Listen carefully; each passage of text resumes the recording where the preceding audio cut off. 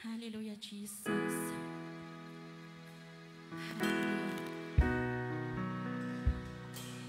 Panginoon, sa oras na ito, nais naming pasalamatan ka, Panginoon. Hallelujah, Jesus. Hallelujah. Sa lahat ng kabutihan niyo, O God, sa buhay ng bawat isa sa amin, O God. Tunay po, Panginoon. Hallelujah, na kami kakapit lamang sa iyo, Panginoon. Hallelujah, Jesus. Hallelujah. Kami magtitiwalay sa iyo, mga salita po, Panginoon. Panghahawakan namin, Panginoon, ang iyong mga pangako sa aming mga buhay. Hallelujah, Jesus.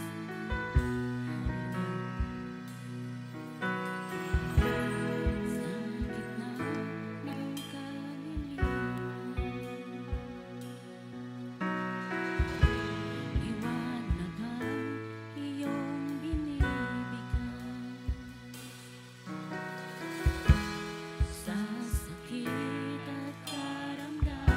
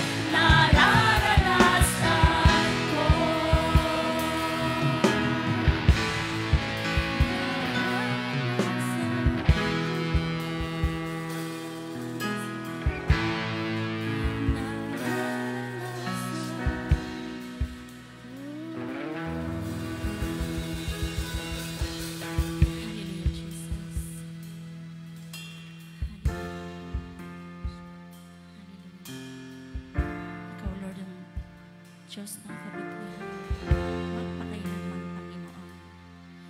Mula sa simula hanggang sa katapusan, Panginoon, di ka nagbabago, noon, ngayon, at magpakailanman. Hallelujah, Jesus.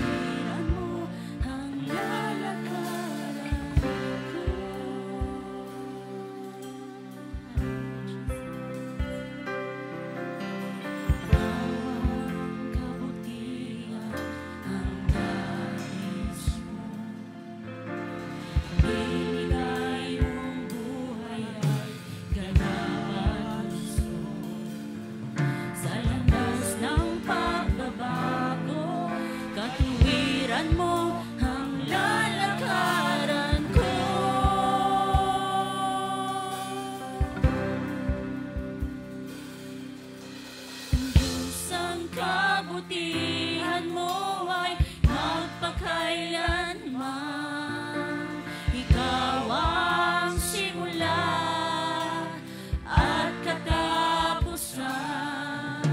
Hindi ka nagmamaliw, katapatan mo'y walang hanggan. Ang kabutihan mo'y magpakailanman.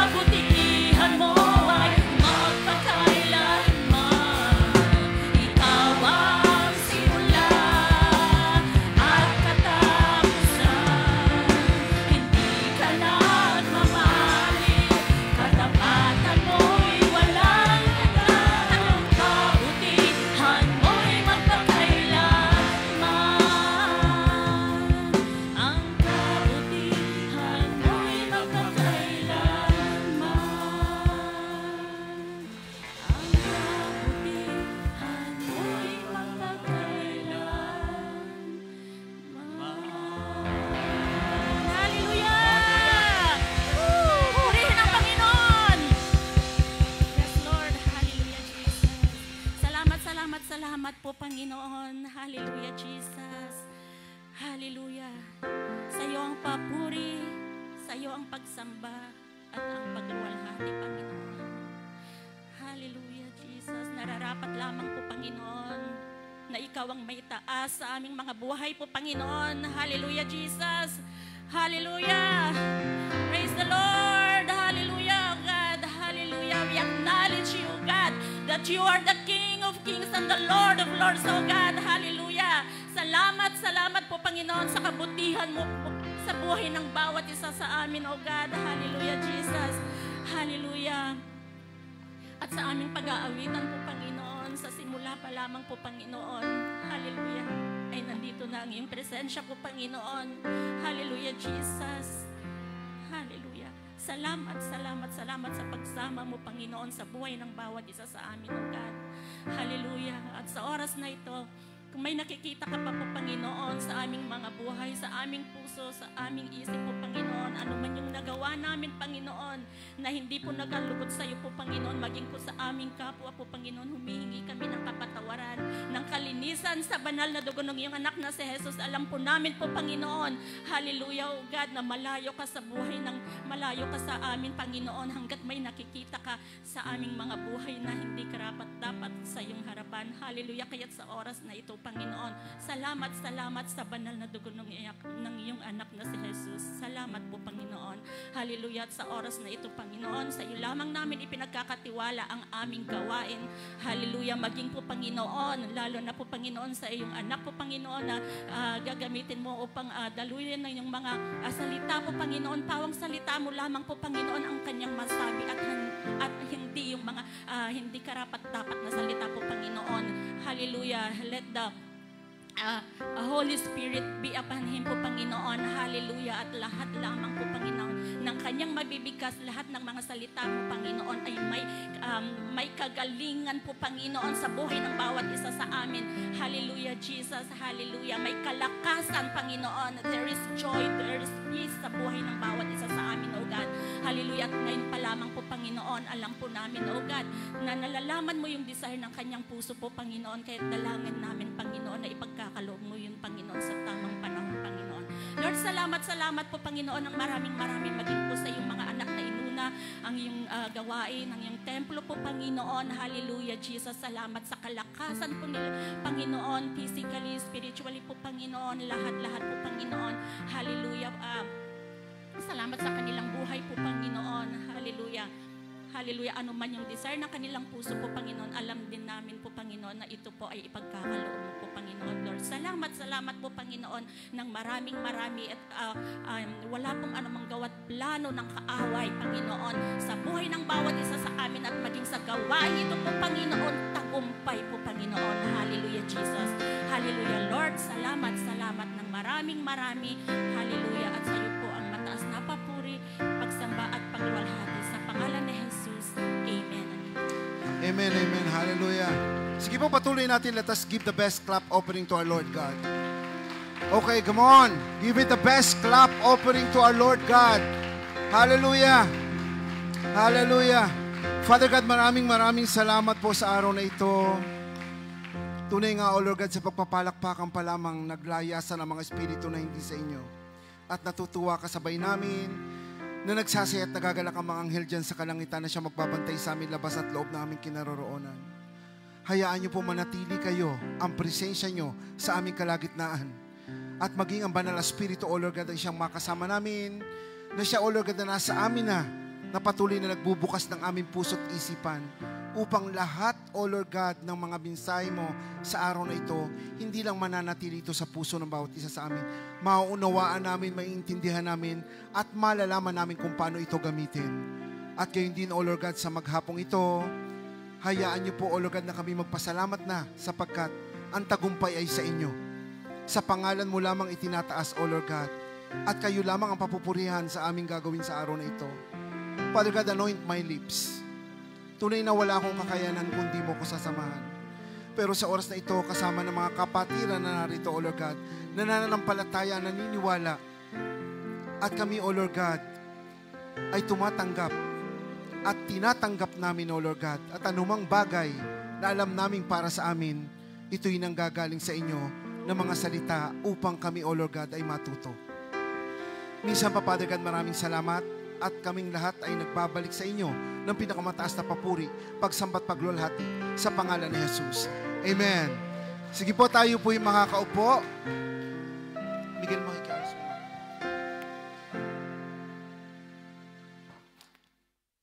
Good morning po sa ating lahat. Magandang umaga po sa ating lahat, mga kapatid. Mukhang marami na ata sa atin na nagbakasyon, no po? Marami nang umuwi sa Pilipinas at uuwi pa yung iba. At marami pa rin po ang kasama na ng mga amo. Nabati nyo na po ba ang bawat isa? Siya ay lumingon muna kayo at mamaya tingin nyo sa akin na lang kayo titingin. Good morning, good morning, good morning po sa inyong lahat. Hallelujah. Batiin po natin ang ating katabi ng good morning. Pag wala tayong katabi, ibig sabihin, ayaw nilang tumabi sa atin. Amen. Hallelujah. Glory to God po. At lahat po ba tayo'y pinagpala? Nag-worship pa lang tayo kanina, ramdam na natin ang kagalakan na natamo natin sa Panginoon. Amen. Mga kapatid, ngayon po, yung ating pong topic for today, medyo mahigpit ho. Madali po siyang gawin, madali po siyang aralin, pero ang pinakamahirap dito, i-apply sa atin. Amen po. Let us declare Luke 4:18-19. Sabay-sabay po tayo. The Spirit of the Lord is upon me because He has anointed me to preach the gospel to the poor. He has sent me to heal the brokenhearted, deliverance to the captives, and recovering of sight to the blind, to set liberty them that are bruised, and to proclaim the acceptable year of the Lord. Our Lord Jesus is the Anointed One. Amen po. JA1 culture po tayo, number 1. I am a deliverer. I'm a good follower. I don't destroy, I build. I am not seasonal. I appreciate everyone and everything. I'm part of something big. I'm partnership with Christ and I'm not extreme. Yun po yung ating 10 J1 culture. Ito pong oras na ito sa ating mga kapatid na pagsasalu-saluhan, kaya nyo po ba na 45 minutes nakatutok lang dito sa harapan ng inyong mga... Kaya nyo, no? 45. O tinan nyo, may kontra na kagad doon, 45 daw, tapos 1 hour and ganito, ganyan. Yung 45 minutes po yon, hindi kasama ang mga example. Yun lang po yung topic namin. Topic ko po pala. My topic is, kumbaga, for only 45 minutes. Pero pag may mga example, huwag nyo isama yon. Amen po. Kakatuwa talaga itong mga youth na to eh. Nasabi ko lang 45 kasi lagi po sinasabi nila sa akin, Re, baka kayanin nyo naman ng 55 o kaya 1 oras. Kaya ko naman. Bakit ang hindi? No po. Kaya lang bakit daw lumalampas ng 1 oras? Mga kapatid, kasi ang mahirap dito, once na tayo po ang nagpipreach, yung revelation ng Holy Spirit. Kapag sinabi natin revelation ng Holy Spirit, mahirap pong kontrahin yon. Pero ngayon, tingnan ko kung makakaimik kayo sa topic natin ngayon. Alam niyo po kung bakit? Napakadali po niyang gawin. Pero napakahirap niyang sundin. Yun po yun. Kasi po mga kapatid, pagka ang topic about sa family or love, napakadali po.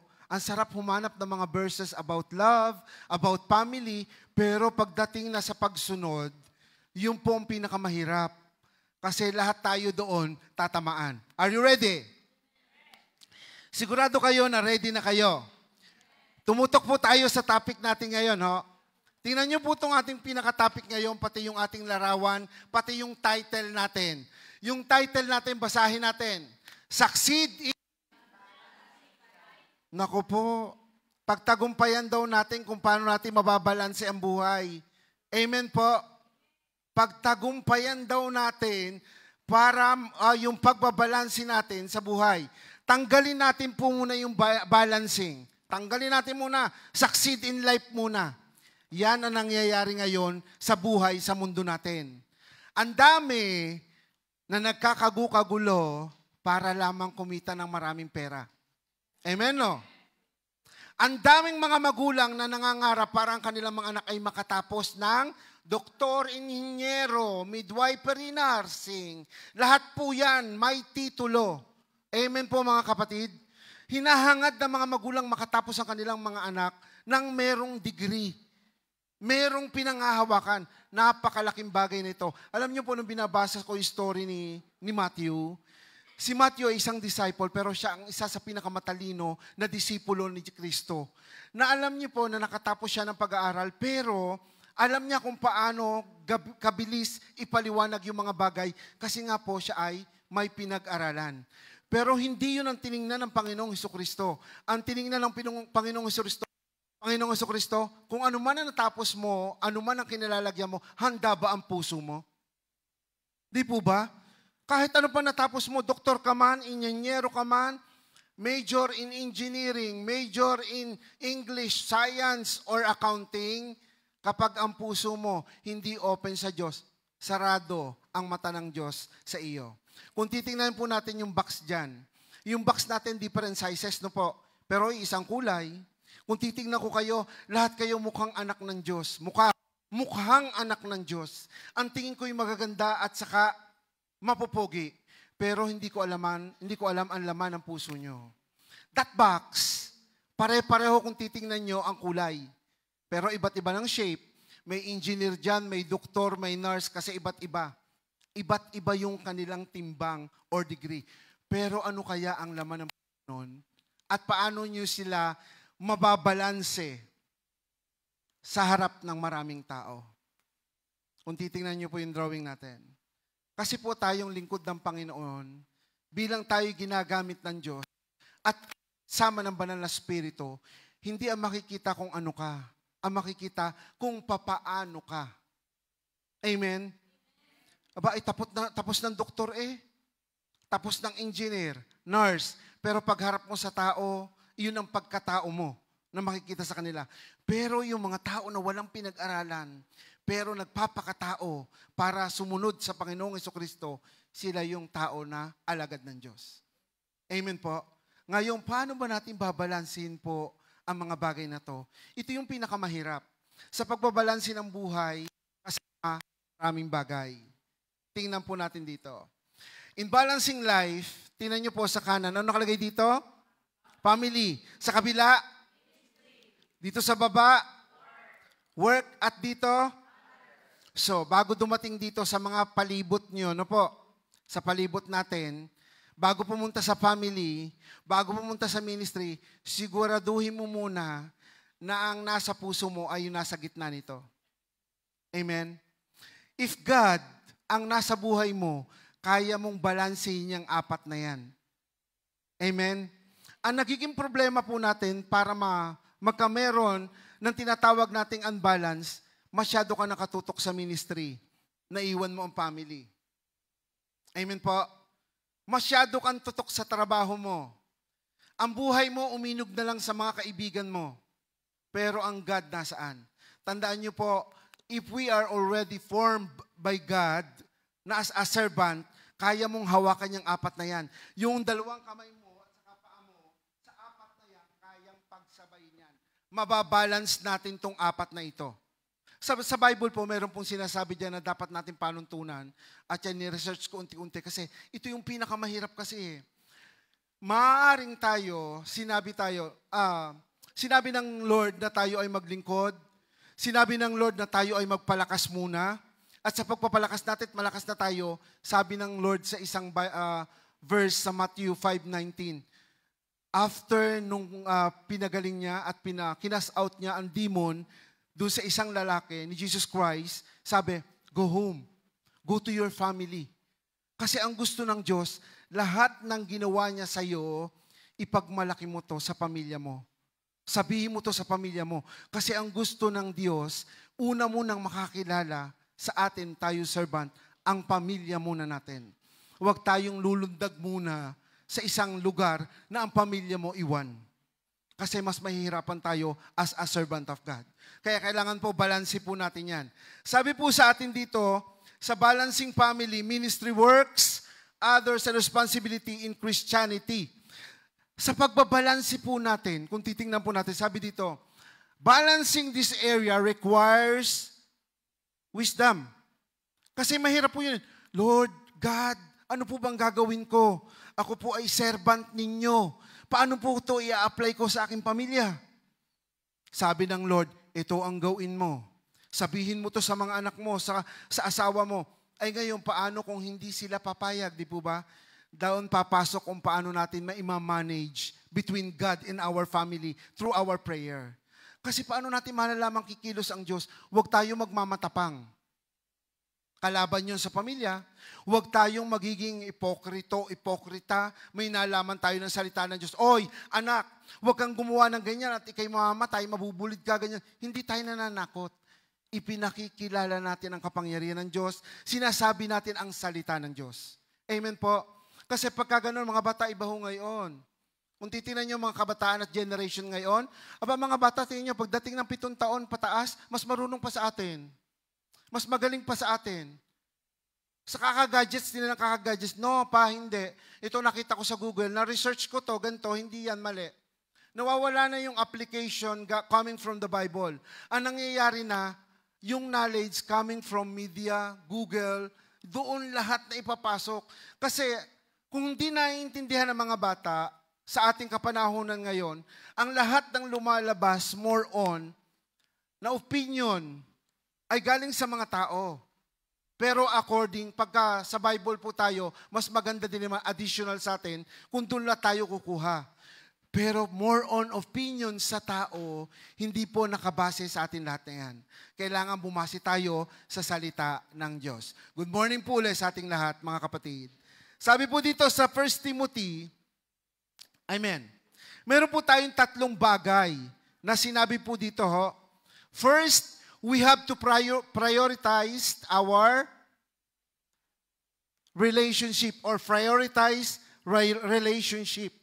Ipa-prioritize daw po natin yung relationship dito.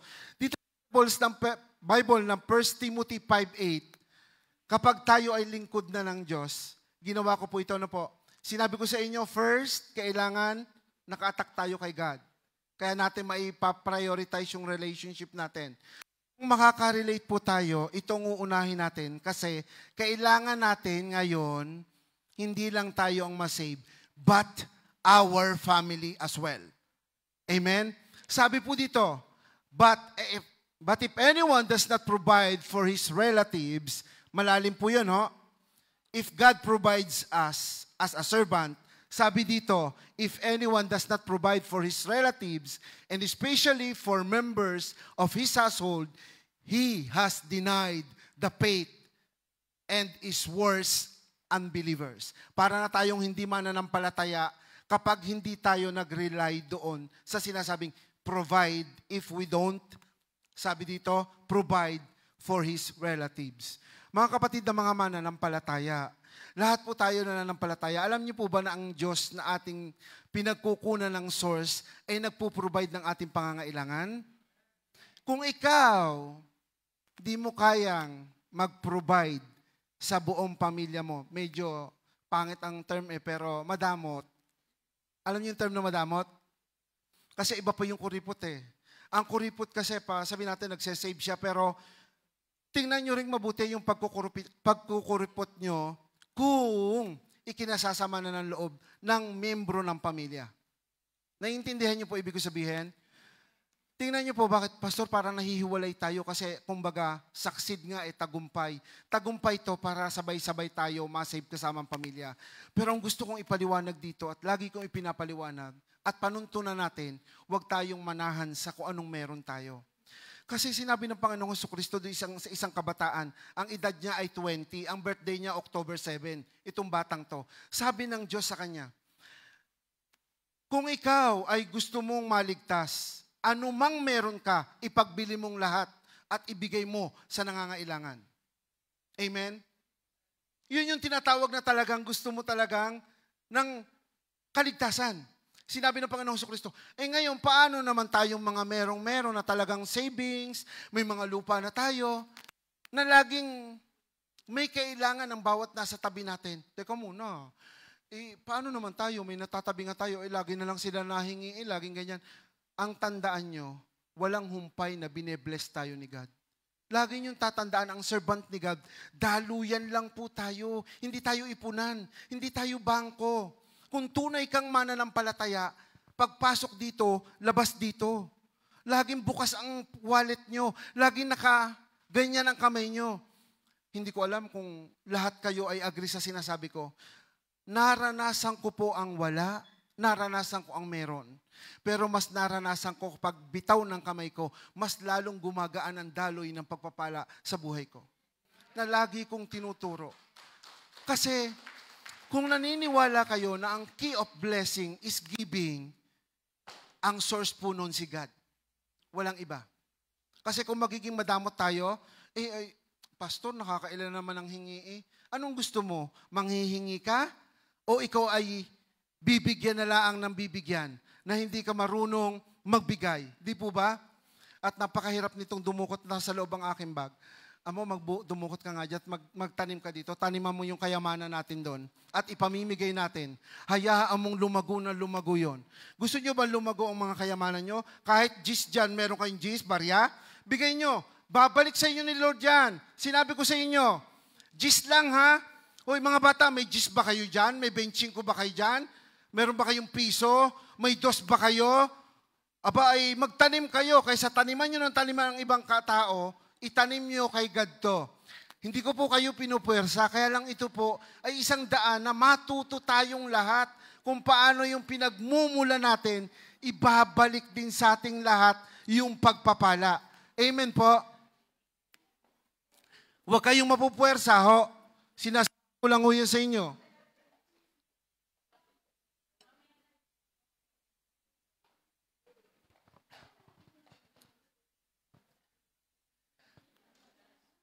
Pagdating po sa paglilingkod sa Panginoon, tandaan niyo po lagi, kasama ang pananampalataya, kasama ang paniniwala, and at the same time, merong gawa. Alam niyo po yon. Because faith without work is dead. At yun po yung ating pinag-uusapan sa oras na ito. Sabi po sa number 2 natin, work as for the Lord. Ang pag-uusapan natin dito, balancing po to ho. Binabalance natin. Sabi po dito, succeed in balancing life. Magtagumpay para balansehin natin ang ating buhay. Hindi po tayo mga lingkod ng Diyos na nakatutok lang lagi sa Diyos, nananalangin sa Diyos, pero wala tayong ginagawa sa komunidad, sa church, sa kapatiran, sa pamilya. 4 po yun. Sa mga huling dumating, sinasabi ko, ang ating pong binabalanse, nasa gitna si God, our family, ministry, work, at saka yung others. 4 po yan. Yung 4 na yan, kailangan mararanasan nyo sa ilalim sa paglilingkod ng Diyos. Hindi yung nakatutok lang kayo sa family. Ang anak ko, may bahay na sila, tigitigisa. Ang mga anak ko, pinag-save ko na sila. May tigitigisa na silang kotse. Pero pagdating na natanong ni God at umakyat na sa langit, anong mga pinaggagawa mo sa lupa? Nag-invest po. Ay, ba't hindi ka nag-invest sa akin? Meron po ba sa Bible na investment? Sabi nung namatay, may investment po ba sa Bible? Tanong nyo sa pastor nyo at baka hindi na ituturo sa inyo. Ngayon, kung gusto nyo magtanong, mag-office tayo mamaya kung anong investment natin kay God. Amen po. Lahat po ng iniipon nating kabutihan, gawa man, financially man, o relasyon sa kapwa, this is our investment para po sa Panginoon. Yung po pinakamaganda. At sabi po dito, work as for the Lord. Isa ho to, yung una, prioritize relationship. Ako hindi narito para sabihin sa inyong, sumunod kayo sa akin. Hindi po. Ayoko magsalita sa inyo para sundin niyo ako. Gusto ko pong buuin yung relasyon natin na naputol sa Panginoon. Kaya yung po ang dapat natin, prioritize natin yung relationship to God. Aari ka naman ho tayo makipagrelasyon sa Diyos na hindi tayo nasunod, hindi natin ginagawa kung anong gusto ng Diyos, hindi yung relasyon ang tawag doon. Ang tawag ho doon ay pagsunod sa law, batas. Hindi ho gusto ng Lord yun. Ang gusto ng Lord, yung batas ng unang panahon, pinalta na ngayon, love the Lord, love your God above all, love your neighbors like what you love yourself, and do my commandments. Ang sabi ng Diyos. Sumunod tayo sa kanyang mga kautusan. Amen po. Parang nasa bahay. Since tayo ay nasa family, yung family natin sa bahay, hindi po pwedeng wala ang nanay. Ang mga nanay at tatay na nandoon nakatira doon, may mga anak, 3, lahat may trabaho, tapos titingnan mo lamang, Ma, anong ulam? Teka, anak, luto din naman. Magluluto na lang, hirap pa, di ba? Yun po yung mga na-trending ngayon. Ma, anong ulam? Sabi ng isang bata, Tay, anong ulam? Gulay. Puro na lang gulay. Sabi ni tatay, pampahaba ng buhay. Tay, magkarne naman tayo at baka hindi na tayo mamatay. Abay, sabi ko, alam nyo ngayon, yung paggagawa ng content iba't iba para makuha tayo, no po, tayo na may nasisiyahan. Pero ba't hindi natin gawin yung pagsunod sa Panginoon para yung pagpapala ay patuloy natin makamtan? Amen po. Sabi po dito, seek God's guidance. Trust in the Lord with all your heart and do not lean on your own understanding. Nanay, tatay, para sa inyo to. Hindi laging yung kaalaman nyo, oy, mga anak, papunta pa lamang kayo, kami pabalik na. Aba, ay anong dala nyo? At anong dala namin? Wala tayong bit-bit kundi ang salita ng Diyos. Kaya kung kayo'y papunta pa lamang, mas maganda mga kabataan ngayon, gawa ng in their generation ngayon, upgraded na sila. Mas marami silang mga pagkukunan na sa social media, searching and searching. Kaya lang napagtutuunan nila yung ibang bagay. Unan nyo ngayon kung paano ang pagsunod sa Panginoon, mas marurunong ang mga Gen Z ngayon. Kasi sa Gen Z, yung kanilang example ngayon, nakabatay sa kanila, sa mundong ginagalawan nila. Tayo, ay sabi ni Paul ay ganari. Ang sabi ni Peter ay ganari. Si John, nung nakatagpo ko sa Jerusalem, ganun ang sabi. Pero mga bata, hindi. Pa, hindi na ganyan. Tingnan mo ang nangyayari ngayon sa komunidad ng mga kabataan sa labas ng kyesa. Ano ang kanilang pinag-uukulan? Ano ang kanilang pinaprioritize? Paano sila nabubuhay? Paano yung kanilang samahan? Ano ang kanilang puso ngayon? Ano ba ang pananaw nila sa buhay? Ano ba ang kanilang mga goal sa isipan nila? Meron pa ba? Ang kaligtasan ba na pag-uusapan pa nila? Ang kasalanan ba pinagtutuunan nila ng pansin?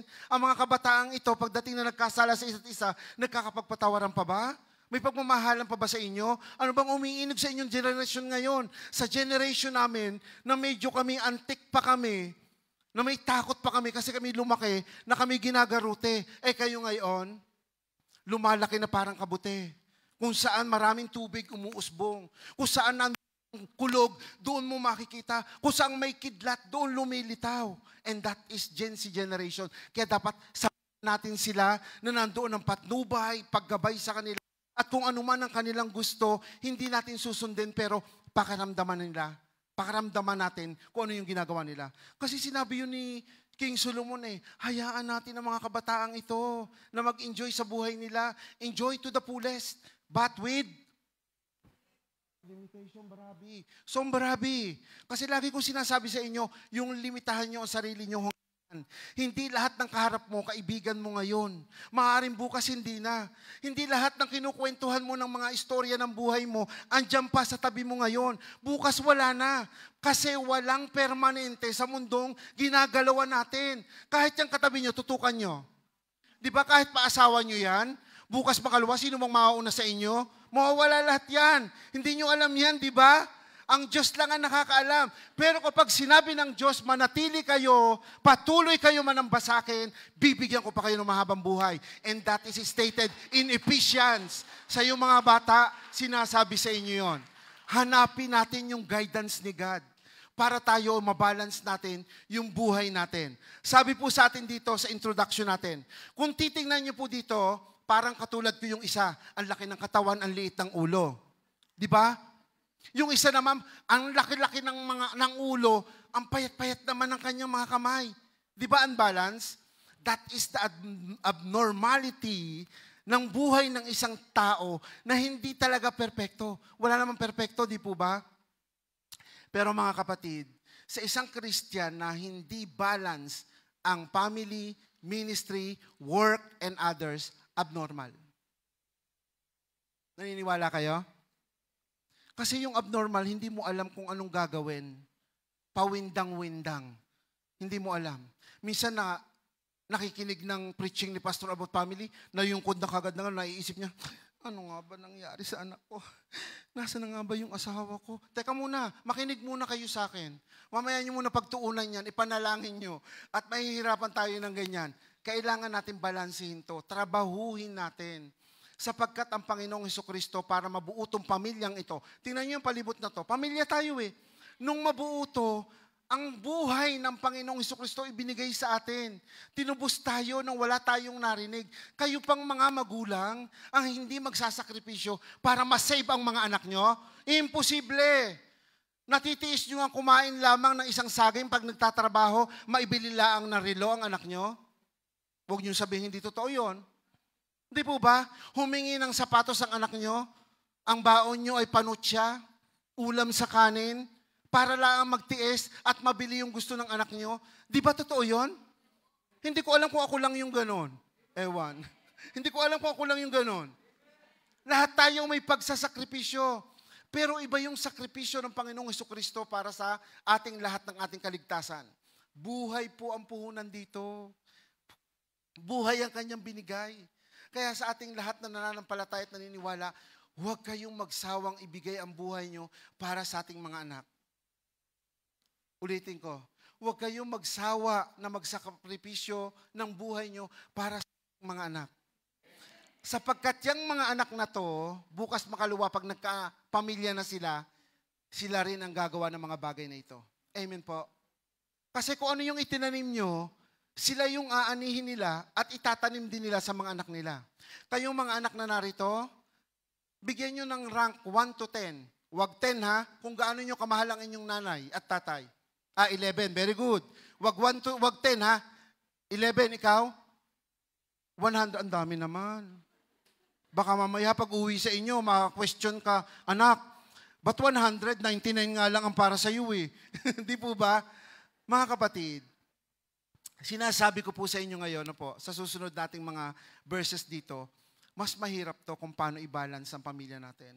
Nakakaiyak pag-aralan ang pamilya. Sinyo, bibigyan ko kayo ngayon ng 10 seconds. Isipin nyo yung sa pamilya nyo ngayon na gusto nyong maabot ng Diyos. 10 seconds.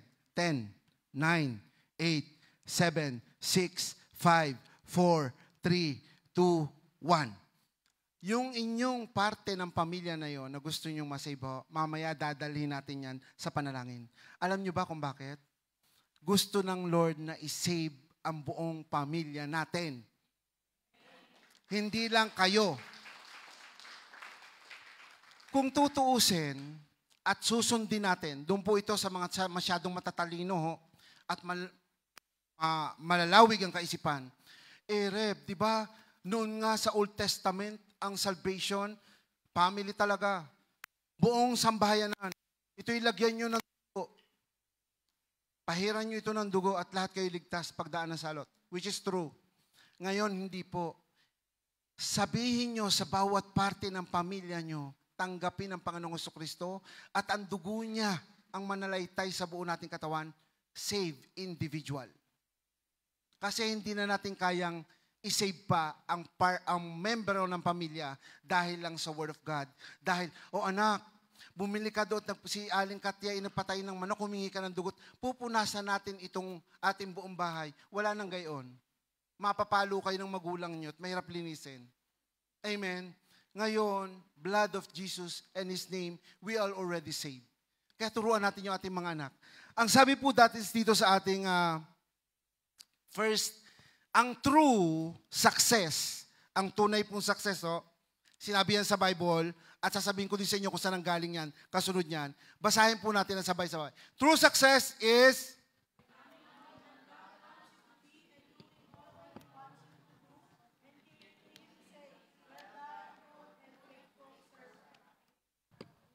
napakaganda po nito. Sipin niyo po, lahat tayo mamamatay. Taas ang kamay. Hindi ngayon, hindi sabay-sabay.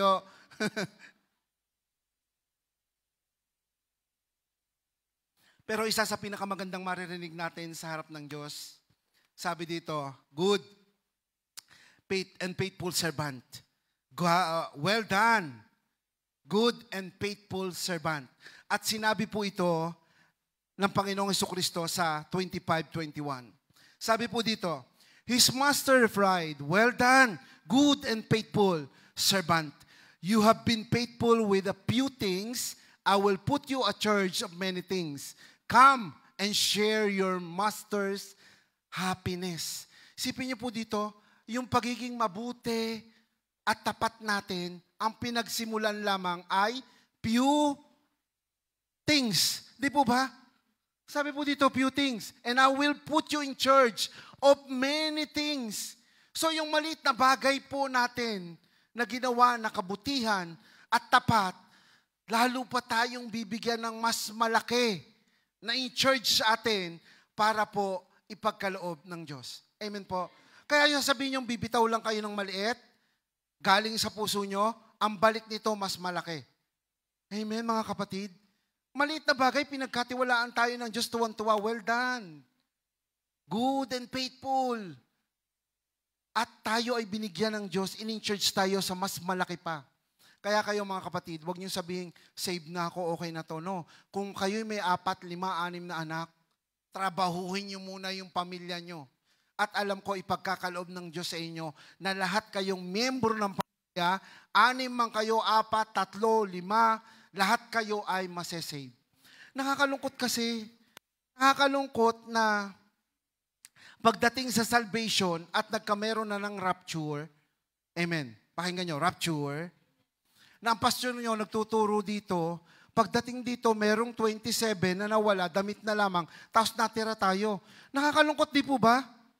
Aba, may naiwan, lahat na may nakikinig, lahat na may nananalangin, lahat na may pananampalataya, pero sa subok ng Diyos at sinukat, tandaan nyo lagi, ang puso laang ang sukatan ng Diyos. Wala nang iba. Ang laman ng puso mo, ang motibo ng puso mo, lahat ng ginagawa mo ay bunga ng laman ng puso mo. Lahat ng sinasabi mo sa kapwa mo ay nanggagaling sa puso mo. Lahat ng meron kang emosyon, galit, tuwa, galak, galing sa puso mo. Kaya nga sabi sa Proverbs 4:23, ingatan nyo ang inyong mga puso. Sapagkat yan ang sukatan ng Panginoon at dyan ang gagaling ang lahat ng ginagawa ninyo. Huwag niyong hahayaan na mananalita kayo at magsasalita kayo sa kapwa nyo nang hindi nyo pinag-iisipan. Amen. Sapagkat kung hindi nyo pag-iisipan to, mamumuo at mangunguna sa mga labi nyo o sa nguso nyo ang laman ng puso nyo. Ay paano kung sobrang galak nyo? Ang sobrang galak at tuwa, minsan, hindi nakakatuwa. Kasi kung ano yung nalabas sa bibig nyo, yung nanggagaling sa puso nyo, kailangan may control. Kaya yung self-control po talaga nasa hulihan na bunga ng Espiritu natin.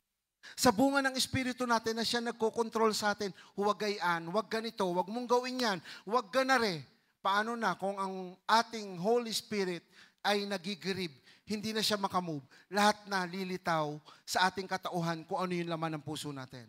Kaya ingatan po natin ang lahat ng ito. Sabi po sa ating illustrations dito, maintaining, doon tayo magpo-focus sa good and faithful. Ho. Sabi mo sa katabi mo, mabuti at tapat. Okay, lahat tayo mabuti ho, lahat tayo tapat ho. Yun ang pinakamahirap kasi yung talagang ito'y tapat. Baka kung anong katapat mo, sa amin nung kami nasa college pa, at kami nakakatuwa, meron kaming katapat lagi. O ito, nasa gitna namin, 4 kantos. Sino nakaranas ng gano'n? Mababait lalaki. Nakakayang tumaas, no? Pero nakaranas tayo, no? 4 kantos.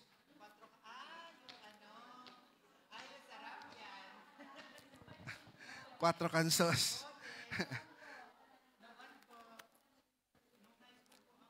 Si Reb pala yung manginginom din. Dumaan po ako sa punto na nagiinom ako that time. Pero nung nakakilala po ako sa Diyos, wala nang lahat yan. Kinalimutan na natin yan.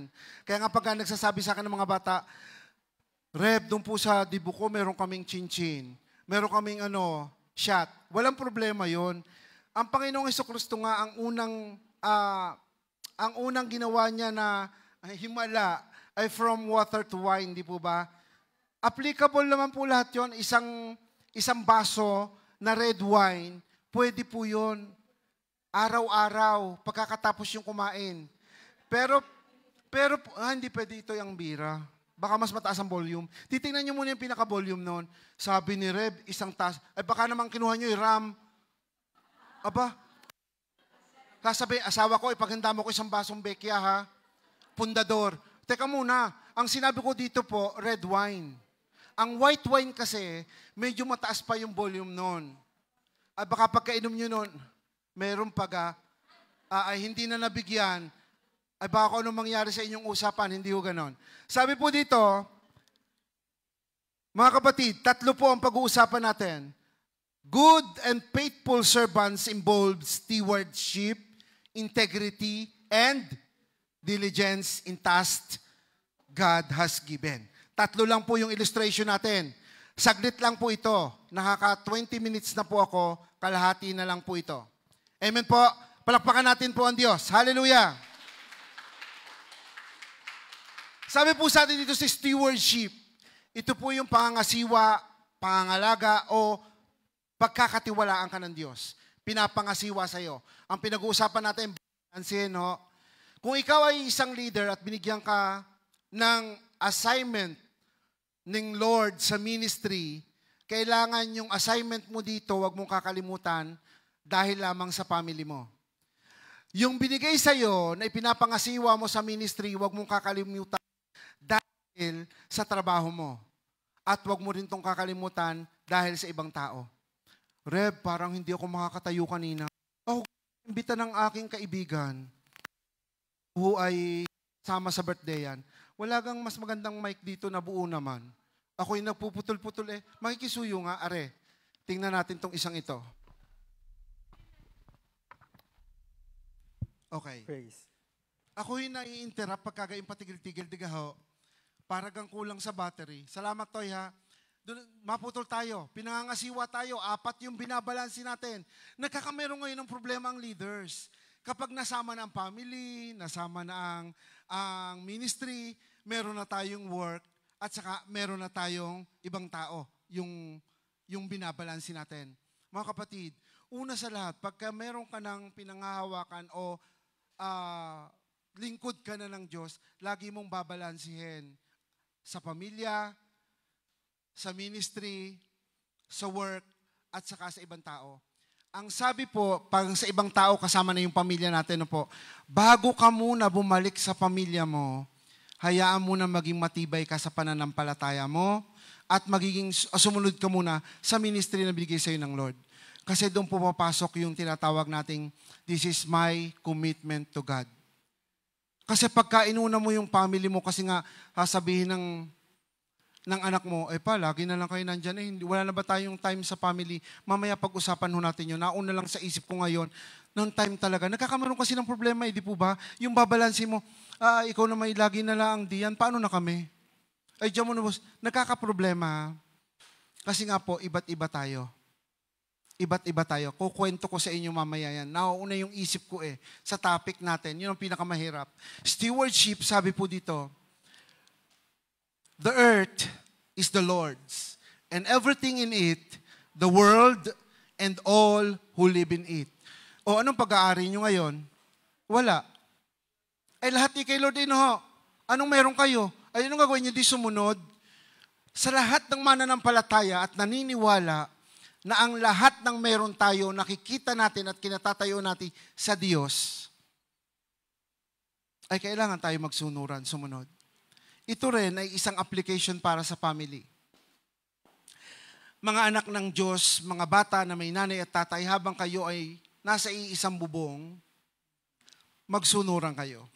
Sumunod kayo sa inyong mga magulang, sa inyong tatay, sa inyong nanay, na nagpapatupad sa loob ng tahanan. Mga nanay at tatay, ang pagpapatupad sa mga anak, lagi pong nakabase. Sabi nga doon sa una natin, God's wisdom.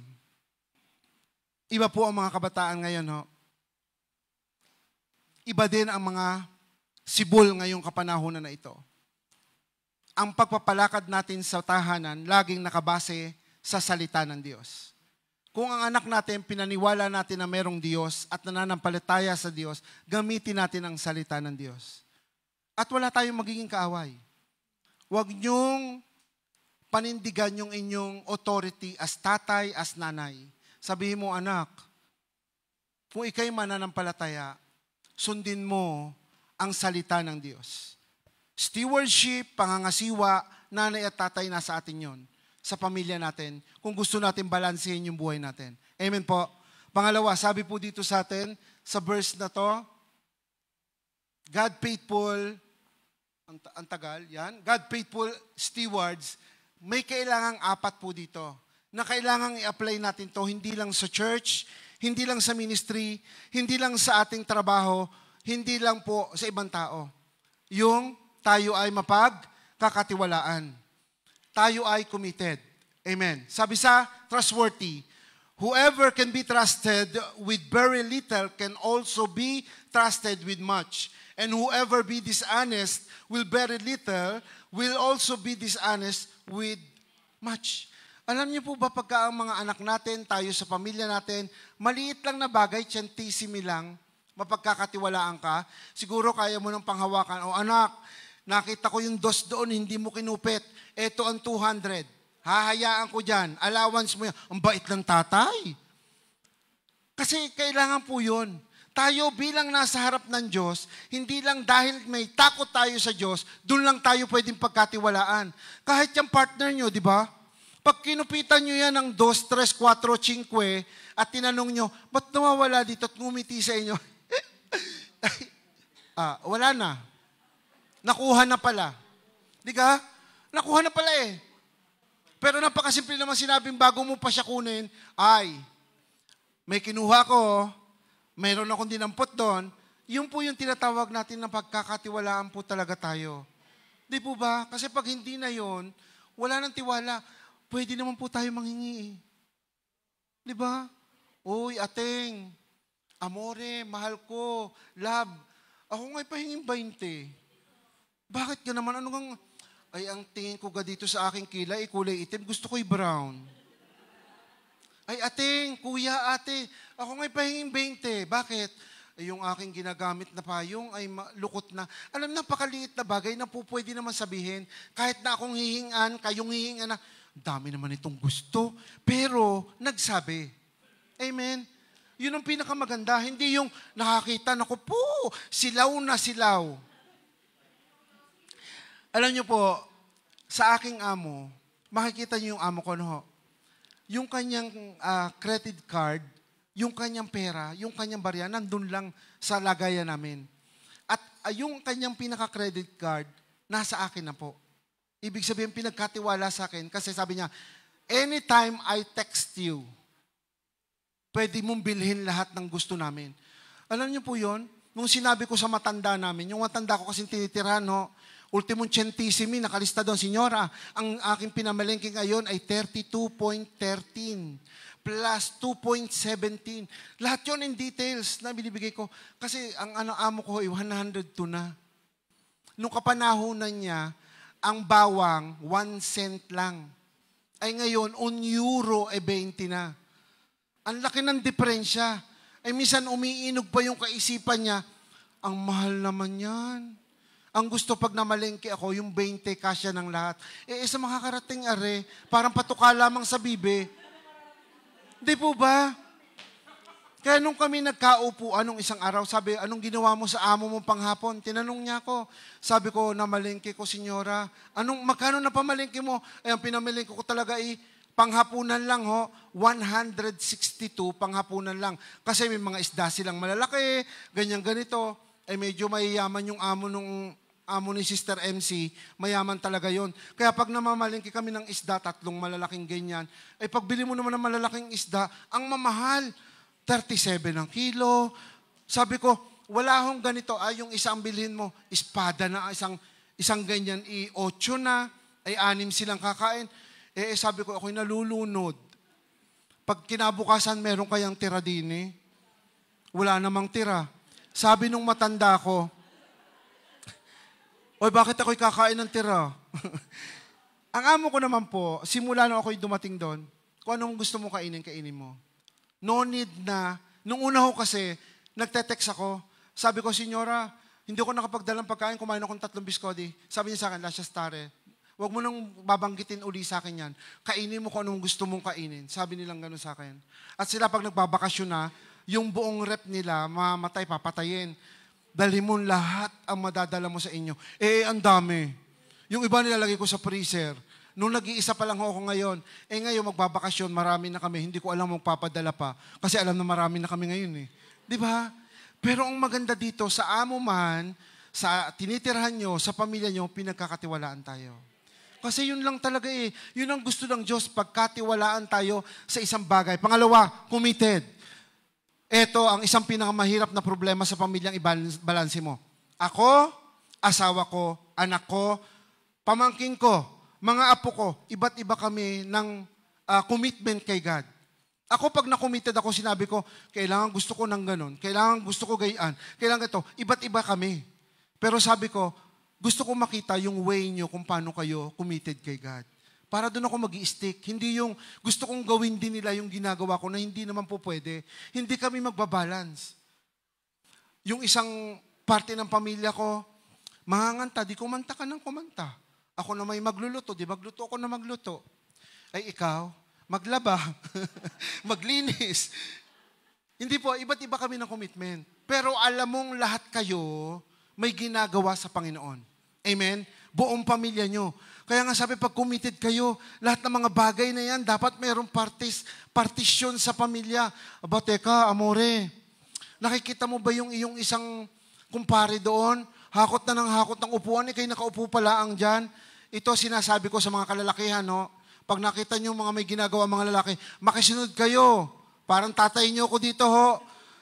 Ayun, tingin nyo. Wala pa akong hahakutin. Upo kayo. Kasi gawa ng parte na tayo ng pamilya eh. Yung mga nanay na narito, nakita nyo, abay, galaw ng galaw. Galaw din tayo. Iisang pamilya tayo. Pero, hindi ko sinasabi na lahat kayo gawin yung ginagawa ng isa. May iba't iba tayo ng partition ng commitment kay God. Pero parte po iyon para sa ating lahat. Amen po? Sabi po sa atin, a good steward also have love and respect. Yung pag-ibig natin at respeto natin, and also yung responsibility. Under po ito ng stewardship po, yung pangangasiwa natin, yung ating paglilingkod sa Panginoon. Kaparte yan. Kailangan may pagmamahal kayo sa kapwa, may respeto kayo sa kapwa nyo. Kung ayaw, wag niya. Wag niyong pagpilitan. Pag mahal mo yung isang tao, galing sa Diyos, gagawin mo lahat para lamang masatisfy yung kapwa mo because of your love.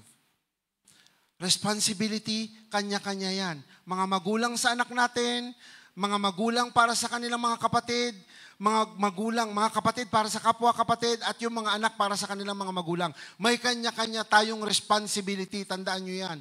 Kung ang nanay nyo at tatay nyo marigalo, kayong mga anak nyo, wag lang kayo magantay ng regalo. Magbigay din kayo ng regalo sa mga magulang nyo. Hindi naman pinag-uusapan lagi dito financial law eh. Alam niyo po ba, kapag ang nanay niyo binili kayo ng sapatos, sinturon, damit, aba, minsan, ipaglaban niyo ang nanay at tatay niyo, ipamalansya niyo. Kaya niyo? Kayo, amen. Maglinis ng bahay. Abay, sagot kayo. Amen, yan. Kasi kami mga magulang, hindi kami nag-aantay ng balik. Ang inaantay namin kung paano kumikilos ang mga anak namin. Di ka ho, ano yung pinakagusto nyo pagka ang anak nyo ay, let's say, ay lumabas ang mga kabataan. Si nanay, natawagan ng lahat, pati ako, na-text na ako. Bakit na kayo natawag sa akin? Anla, hindi naman nasagot. Anla, hindi naman nagre-reply. Aba, pastora, mga kabataan, sabihin mo hindi nagre-reply ang mga batang yan. Ang mga nanay sa akin nagte-text. Alalang-alala na mga anak, dito ako. Isa lang ang gusto namin. Sabi nga ni Paul, enjoy to the fullest, pero mag-reply at text din naman paminsan-minsan.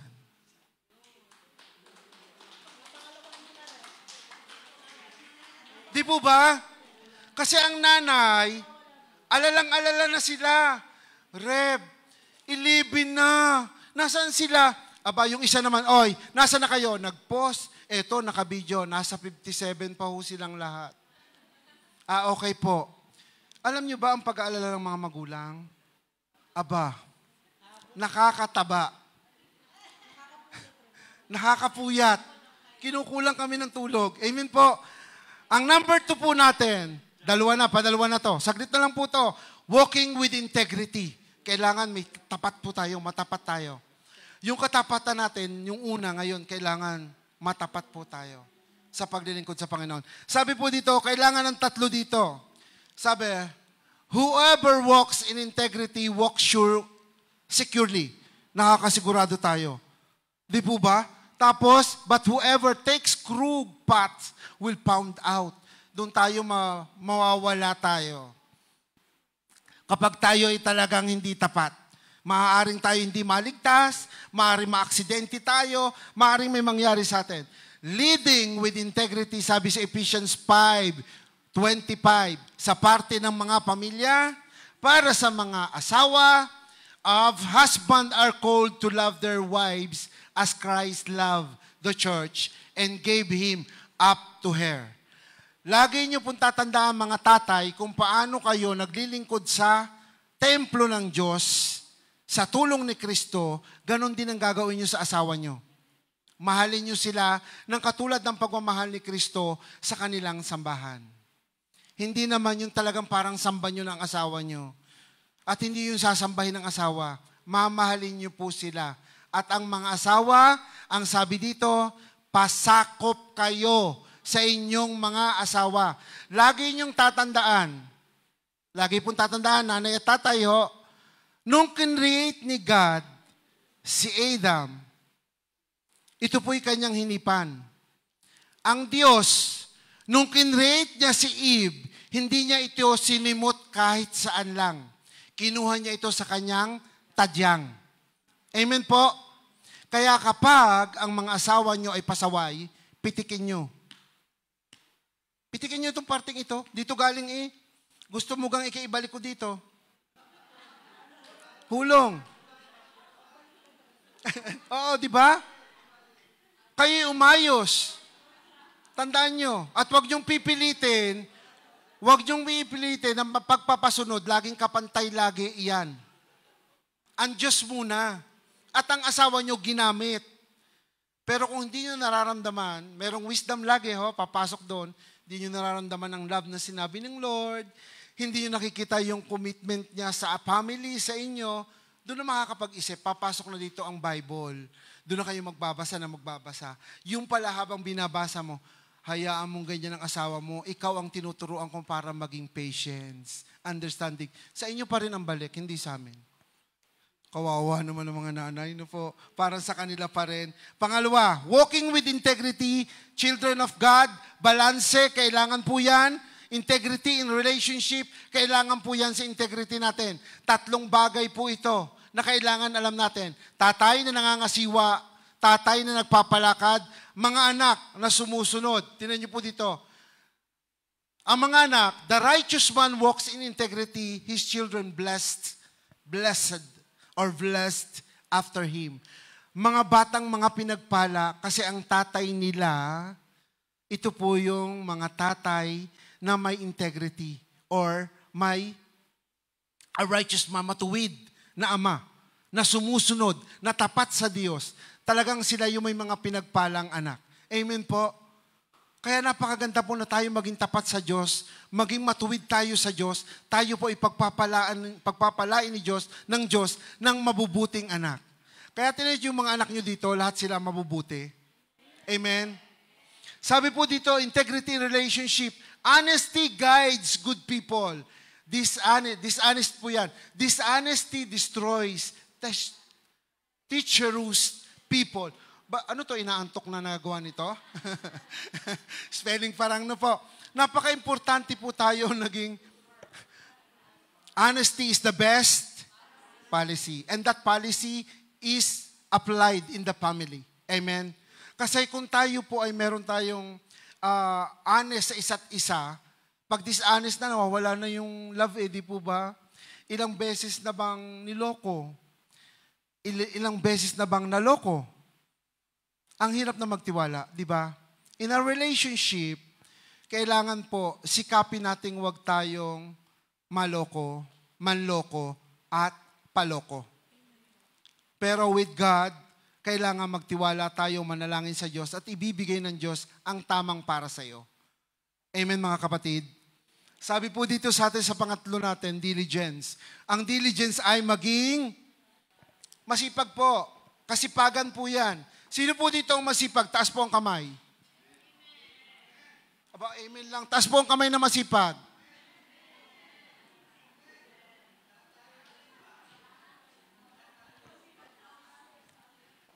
Sino po dito? Nandito ang mga nanay nila. Tingnan niyo ang nanay niyo. Tumingin kayo sa nanay niyo. Tapos saka ako magtatanong, sino ang masipag? Taas ang kamay. Oh, ang galing ng 2, 3. parang hindi nahihiya sa nanay eh, no? Nanay, nakita niyo yung tumaso, lagi niyo sasabihin, anong sabi mo kay Reb? Masipag ka? Sasabihin ko yan kay Reb pagtaas mo ng kamay. Bahala ka dyan. Diligent parenting. Ito po nasa mga magulang natin to para mabalance natin. No? Sabi dito, hear my son, your father's instruction and reject not your mother's teaching. Sa bahay, ang nanay lagi ang nagtuturo. Pero bago pa ituro ng nanay, napansin na ng tatay. Naniniwala kayo dyan? Kasi hindi lalabas ang instruction kung walang teaching. Nauna yan dyan. Ang sabi ng tatay, nakita ko yung mga anak mo. Nakita mo kumakain, may cellphone. Nakita ko yung mga anak mo, ha? Gagawa ng assignment. Nasa loob ng libro, cellphone. Nakita mo yung mga anak mo, nag-uusap-usap tayo, hawak cellphone. Pero ang tatay ay nagsasabi sa mga nanay. Ang nanay naman, washing gun, danding, banjing, lang banjang. Ganyan ang mga nanay, no? Nakita mo? Ganyan kasi ayaw nila din na mapapagalitan ng tatay. Kaya ang mga nanay, walang tigil. Pero, tingnan niyo ako, ho. Ang mga anak ngayon, Gen Z, kapag ginanito na sila ng kanilang mga anak, na parang pusa, tiklop ang nanay. Correct?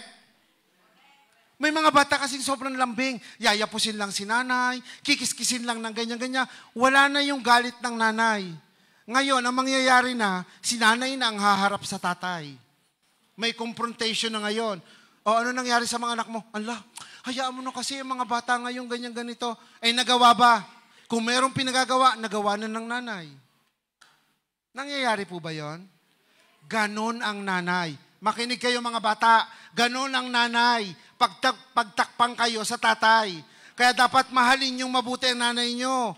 Mama Mia. Hoy mga bata, makinig kayo sa akin. May dumating lang na artista, si Ju Hong Suk. Nasira na kagad tong pakikinig nyo. Okay, tong last natin, diligence in service. Ito yung paglilingkod natin sa Panginoon. Hindi yung sipag na sipag kayo ba? Si kapatid, nakita mo, minutyo na simula sa gate hanggang doon sa kusina. Sa bahay naman sabi, amore, ala, sakit aking mga paa, ang dami kong ginawa sa church.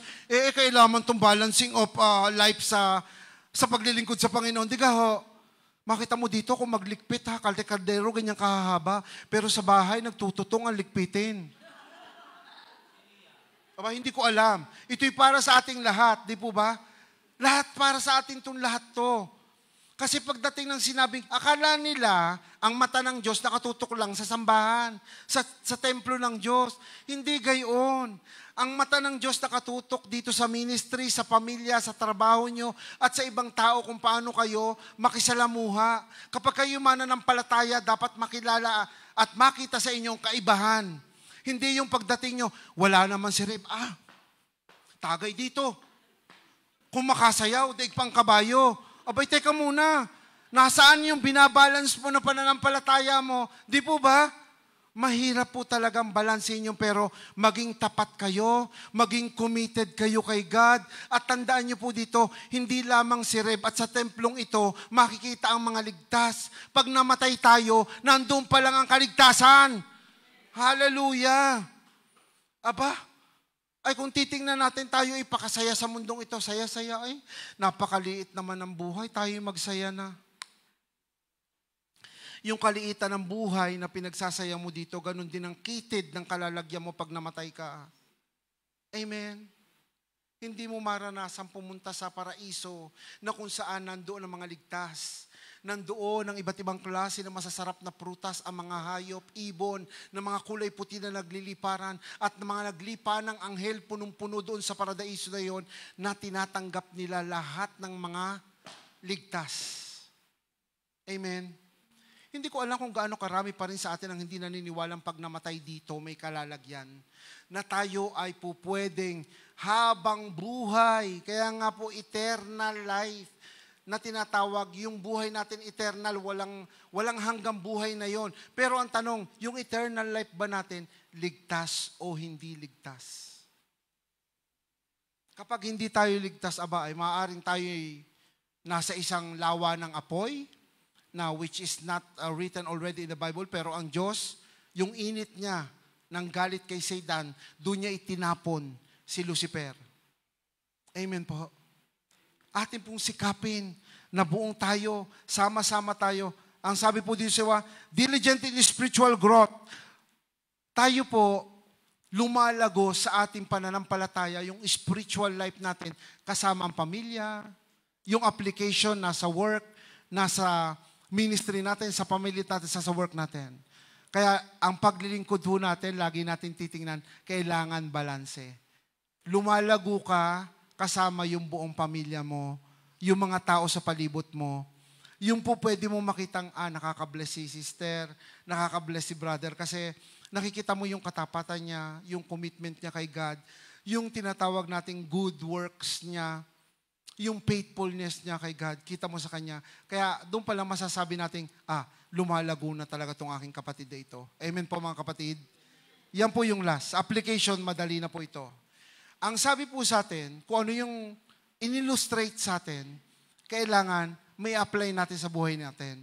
Sa first application po natin, kung titingnan po natin mga kapatid dito, set clear priorities with family at forefront, yung pangunguna natin. Kasi lahat tayo po ay believers. Lahat tayo mananampalataya na. Ngayon, ang gagawin natin, kailangan yung priorities natin, pag-ukulan natin yung pamilya natin. Sabi po sa number 1, spending quality time with family. Ensuring family needs are met. Physical, spiritual, emotional, and financial. Maaring hindi pantay-pantay, sabay-sabay ang apat na yan, pero pag-ukulan nyo ng time para sa family nyo. Kamusta na kaya ang financial ng anak nyo? Itong mga anak nyo to, pag-uwi nyo sa bahay, anak, ikaw gayon may 10 pa diyan. Pag wala, bigyan nyo. Amen! Parang hindi kayo nakikinig. Pumalak pa kayo. Sabi ko mga nanay, i-check nyo yung mga anak nyo, pag wala ng 10, bigyan nyo. Ulit. Huwag bigyan ng hina. Ulitin ko uli Mga nanay, i-check nyo mga anak nyo, bigyan ng 10 pagka-uwi. Bigyan ng 10. Bigyan ng mga 10 ito Okay. Involving family in faith and ministry where appropriate. Kung kinakailangan, ang mga anak nyo, bigyan nyo ng gawain sa ministry. Anak, ikaw ay marunong sumayaw. Hindi kumanta. Hindi marunong kang tumula. Hindi rin Walang alam? Ipaturuan mo dyan maglikpit. Maglikpit, magwales, magmutyo. Gawain bahay baka ang alam, di ka Kung wala sila talagang appropriate na pwedeng gawin sa ministry, pero dalihin po natin sila para sila ay makasama sa ministry.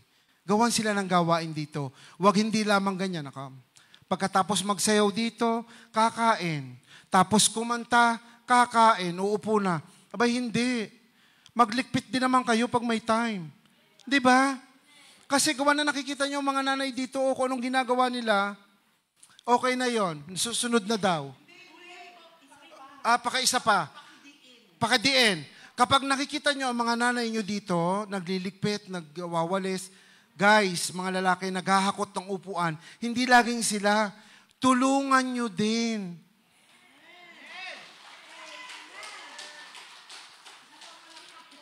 Isa lang ang gusto kong ipaalam sa mga kabataan. Alam niyo ba tuwing Sabado at saka Linggo, bawat group laging iniisip ng mga nanay at ng mga naka-assign sa group, uy, yung mga bata ho, hindi nakain ng ganito. Uy, yung mga bata ho, ayaw ng ganyan. Nag-iisip sila kung ano yung pupwede sa inyo laging pagkain. Kasi kami kung aari lang, inihaw na talong, piniritong talong. Ay, ang mga bata ngayon, karne, manok. Di ba? Ay, kami dito, kung kami lang dito, kung maaari nga lang, bagoong na may kamatis at saka kalamansi, pritong talong. Stop na kami doon, pwede ka mag-stay . Paano ho kaya ang mga bata? Asya, kayo mag-adobo ng manok. Asya, makaldareta ka ng karne para sa mga kabataan. Amen? Akala lang nila yon, pero totoo lahat yon. Hindi ako yon, hindi cellphone ko yon. Totoo talaga yun, iniisip ng bawat group yan. Sabi dito sa pangalawa natin, integrate ministry involvement with family life where possible. Kung maaari lang at posible, ipatupad natin to sa ating pamilya. Sabing ganito, attend church together and participate in family-friendly activities. Ang mga bata po kasi ngayon, pag naghandaan na doon sa mga ibang bahay, kayo na lamang, mama.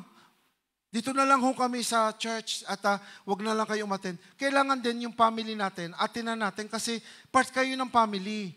Katulad ngayon, meron kaming family gathering, hindi ako pupunta. May gagawin ako sa church . May partner ako, may asawa ko at saka may anak. Sila na lang pumunta. Silang dalawa. Sasaglit lang naman po sila. Yun po yung parte ng division natin sa bahay. Yung mga hindi ko na-attenan before, na-attenan na ng aking asawa at ng anak ko. Kasi hindi ko nakaka-attend hanggang hindi sarado ang church talaga dito. Yun po yung commitment ko kay Lord. Kahit wala sa akin ang padlock, pero kung maaari, halos paubos na ang tao kung uuwi tayo. Amen po. Hindi naman po lahat. Kasi kung kayo mananatili ng kapareho ng commitment ko hanggang baka naman alas 5 na, ganito pa rin karami. Hindi ho. Ang hirap magpa-ice cream. Ang hirap magpa-hamburger pag ganyan kadami. Kaya umuwi muna ang iba. Ama, pasandali lang. Alam ko yon. Bakit ba? Ha? May sinasabi to. Gusto daw magpa-hamburger ako. Huwag ngayon. Okay. Sabi po, discuss ministry or outreach opportunities as a family. Ang pag-uusapan natin sa bahay, hindi lamang wala tayong ulam, walang ganito. Kamusta na po ba? Love you, hamburger. Hindi ka pa nga rin, oo. Kamusta na po ba ang ministry natin? Kamusta na mga kabataan? Di ba ang sarap din pag-uusapan yung ganon? May kukompare natin na, ang saya dito, ang sarap ng ganito. Pag-usapan natin yung pamilya natin, yung ministry natin, sa loob ng tahanan natin. And of course, serve together in ministry, project, and community service. Lahat po tayo, okay po sa atin yan. And last na po ito, seek balance through prayer and reliance or rely to God. Naka-reliance po tayo o naka-rely tayo kay God. Kapag may problema sa pamilya, anak, halika dito. Alam niyo po, nung isang araw, sabi ko nga po, nung dinalaw kami ng aming anak, parang galing sa bakasyon . Kasi po yung anak namin, hindi sa amin nakatira. Simula nung hindi niya ginustong tumira sa amin. Joke lang po, hindi. Gawa ng kami sa bahay namin, kami lang mag-asawa pwede sa patira namin. So inihanap namin. May mga pagkakataon, syempre hindi kami nakakapag-pray sama-sama. Pero pag kami yung pinagdadaanan na ang bawat isa sa amin, halika, umupo muna tayo. Mahirap mag-usap nang hindi natin ipagpe-prayan. Pag-pray muna natin itong mga bagay na to. Ano bang problema? Saka natin pag-usapan. Kasi hindi naman po kami perfectong pamilya. Ang tawag lang sa amin, masayang pamilya, pero may awayan din sa loob ng tahanan. Pero hindi kami nagsasapakan. Kasi po, ang pag-aaway namin, isa lang po. Siya lagi panalo. Tawa siya . Siya lagi po ang panalo. Kasi po hindi ko po pwedeng sabihin, hindi ko nagagamit yung patience ko, understanding ko, kasi ayoko malundagan na siya pa yung magpapasensya sa akin, ay mas pastor ako, di po ba? Kaya parang tingin ko sarili ko, nagpe-pray ako, naiiyak na lang ako. Bakit nakaka-relate ka ba? Ganun talaga po. Kaya nanay, tatay, pagka yung talagang mas mahaba pa sa inyo, iiyak nyo na lang kay Lord. Yung pala yung tamang mga nasa verse ng Bible, pagka bigay natin lahat kay Lord. Pag di na natin kaya yung katabi natin. Sabi, Lord, Sa inyo na to. Ano man ang gawin nyo, kaya nyo yan. Yun po yun. Sabi dito, pray together as a family for the guidance and needs. Seek God's wisdom in family and decision. Trust in God, provision and timing. Tayo po tayong lahat, mga kapatid. Habang po tayo tatayo, after po nito, mga kapatid, magpe-pray lang po tayo. May second set po tayo ng program natin. This is the graduation ng ating mga bata. Sa mga teens po, nanay, tatay, pastora, paki-ready mo yung mga bata. At yung ating worship team, punta na po kayo sa stage, per favore po. Ating worship leader. At tayo po ngayon ay mananalangin sa Lord. Habang inihahanda po ang mga bata natin para sa ating second set ng ating graduation. Tayo po'y pumikit at tayo tumungo sa ating Diyos. Ama naming banal, Diyos na makapangyarihan, muli po kami nagpapasalamat sa oras na ito sa mensahe mo para sa amin. Lord, isa ito sa pinakamahirap na task para sa amin at para sa pamilya namin. Subalit alam namin na kayo ang Diyos na makapangyarihan. Mas alam mo, mas kaya mo, kaya ipinagkakaloob po namin sa inyo, O Lord God, sa kapangyarihan mo, ang lahat ng magagawa na ninyo sa aming pamilya. Kami po'y dumudulog sa inyo, O Lord God, iunat yung inyong makapangyarihang kamay. Mga kapatid, sabihin mo ngayon sa iyong puso at isipan, yung nagiging balakid mo sa iyong pamilya. Banggitin mo ang pangalan na ikaw lang nakakaalam at ang Diyos ngayon ay kikilos. Father God, idinudulog po namin sa inyo ang aming anak na ito. Idinudulog ko po ang aming asawa na ito. Idinudulog ko po sa inyo ang aming buong pamilya. At iunat niyo po ang inyong makapangyarihang kamay. Ipatong po ito sa amin, sa anak namin, O Lord God. Nawa po, O Lord God, ang kapangyarihan mo ay dumaloy sa kanya. At ang salita mo, O Lord God, ang siyang kumilos sa kanyang puso. At anuman, O Lord God, yung nagiging balakid namin sa aming pamilya, alam ko may gagawin kayo at kikilos sa oras na ito. Maaaring iba ang priority ng anak namin. Maaaring hindi siya committed, pero O Lord God, sa panalangin ito, binubuksan ko ang aking puso na may pagpapakumbaba. Inihingi ko po ito, O Lord God, yung hindi ko kaya nyo. Yung hindi ko magagawa nyo, O Lord God. At naniniwala ako, O Lord God, sa aking pananampalataya at paniniwala, may gagawin ka sa anak ko. May gagawin ka sa pamilya ko. May gagawin ka sa asawa ko. At naniniwala din ako, O Lord God, sa oras na ito, sa lahat ng mga kapatiran na narito, O Lord God, Lord, meron mang wall sa amin sa oras na ito. Meron mang hindi siguro pagkakaunawaan. Alam ko ito'y gawa ng kaaway, pero ngayong gusto ko, yung kapangyarihan nyo, ang kapangyarihan nyo lamang, ang kumilos sa kalagitnaan ito. Kinakas out ko lahat ng anumang gawa ng kaaway sa buhay ng bawat isa ng mga anak mo na narito. Lord, kayo magsabing hindi mo kami patatawarin kung hindi kami magpapatawad. At ang pagpapatawad na ito, pinagkakaloob namin sa bawat isa sa amin. Tanggalin mong lahat nasa puso namin. At pagkatapos, O Lord God, ng service na ito, makikita mo yung pagkilos mo sa bawat anak mo na narito. Babalik uli, marirestore uli yung pag-ibig na nanggagaling sa inyo. Ipagkakaloob niyo po ito sa amin.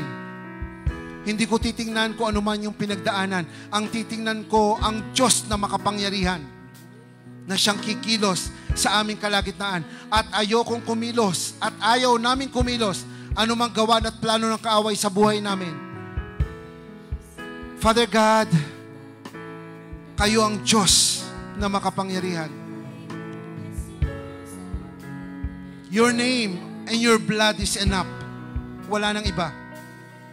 Kikilos ito sa aming kalagitnaan. Lahat ng narinig naming salita sa araw na ito upang mabalanse ang buhay namin sa ministeryo mo, sa pamilya, sa trabaho at sa ibang tao. Lord God, hindi namin kaya ito. Subalit, kayo ang mangunguna. Kayo ang kikilos sa aming buhay. At naniniwala rin kami, O Lord God, ang tagumpay ay panghahawakan na namin sa oras na ito. Oh, Father God in heaven, in the name of your Son, Jesus, and the power and manifestations of the Holy Spirit in this place.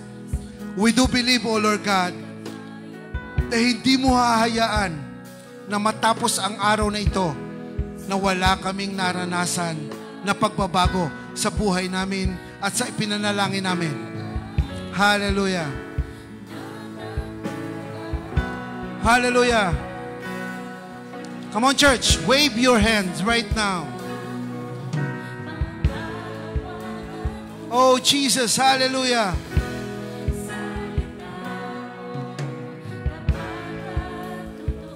Magre-remang salita ng Diyos sa puso ng bawat isa. Bitbitin nyo, narinig yung salita sa paglabas natin sa tahanang ito. Oh, hallelujah, once more. Come on, church. Hawakan ko salita mo. Lahat ay nasa iyo, sapat sa buhay ko. Salita mo ay nararanasan. Come on, once more. Salita mo. Come on, church. Salita mo, sapat ko. Lahat ay nasa iyo, sapat sa buhay ko. Salita mo ay nararanasan ko.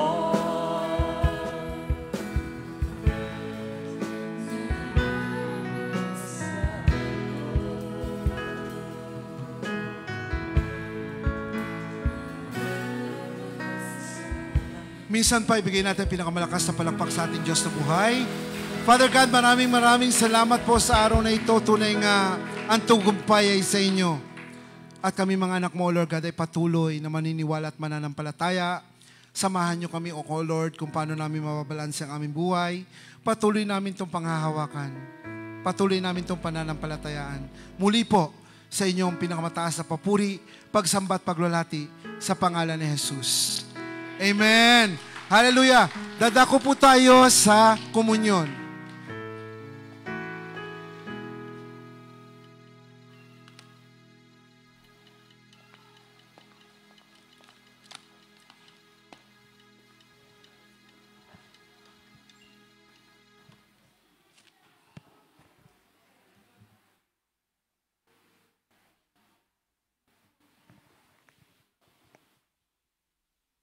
Sige po, tuon po natin ating kamay. Hallelujah. Father God, maraming salamat po sa gawain ito.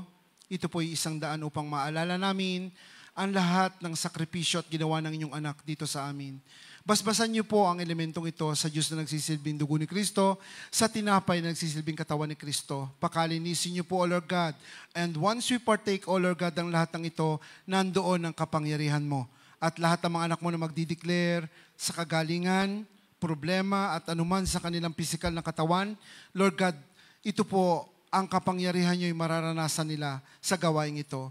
Pagpalain niyo po ang buhay ni Brother Raymond, Sister Jo, Sister Chona, Brother Richard, and Brother Nante. Muli po, sa inyong pinakamataas sa papuri, pagsambat, paglulati sa pangalan ni Jesus. Amen po.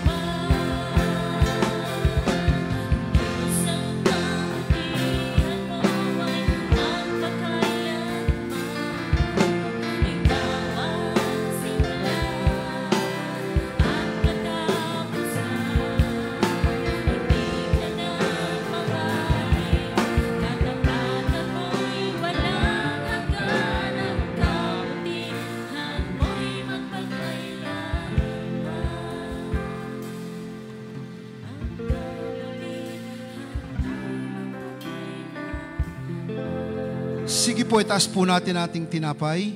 At dumampot siya ng tinapay matapos magpasalamat sa Diyos at kanyang pinagpira-pirasot, ibinigay sa kanila. Sinabi niyang, ito ang aking katawan na ibinibigay sa inyo. Gawin niyo ito bilang pag-alala sa akin. Salamat sa kanyang katawan at patuloy tayong nabubuhay. Let us partake.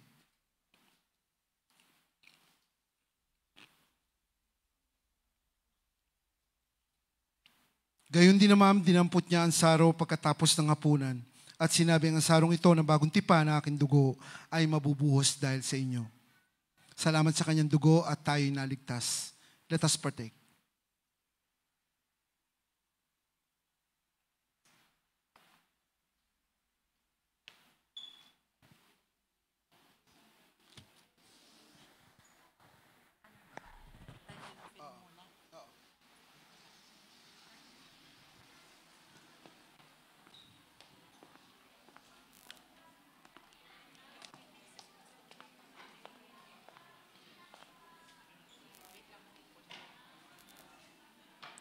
Dadako po tayo sa pagbibigay.